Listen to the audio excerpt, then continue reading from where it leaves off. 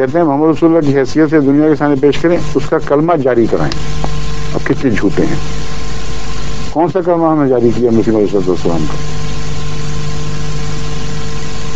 آگے جا کے ابھی اور بات کھلے گی، میں بتاتا ہوں. کہتے ہیں حضرت صلی اللہ علیہ وسلم کی وحی کی بجائے مرزا کی وحی کو واجب الاتباع اور مدار نجات قرار دیں. کس قدر یہ لعنتوں کی پھٹکار اپنے لیے خدا سے مانگ رہے ہیں. اتنا جھوٹ.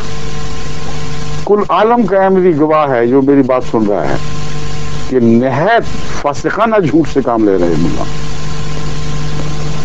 134 تھے، اب 140 ہو گئے ہیں تقریباً.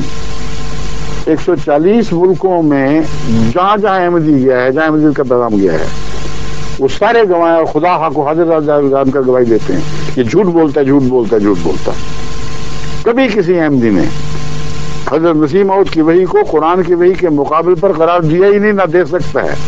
اس کی روحانی موت کا دن ہوگا اگر وہ ایسا کرے. اور کبھی بھی یہ نہیں کہا کہ آپ محمد رسول اللہ مدار نجات نہیں ہیں، بلکہ مرزا غلام احمد قادیانی مدار نجات ہے.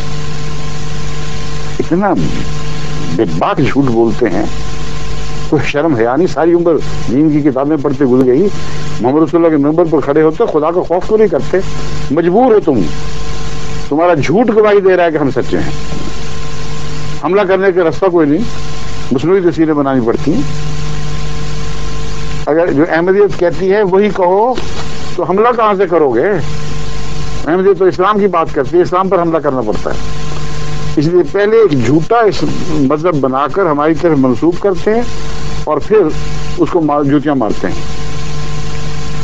اب جو جھوٹ تصور کر کے جوتیاں مارتا ہے، اللہ ہی بہتر جانتا ہے کہ جوتیاں کس کو پڑتی ہیں. پھر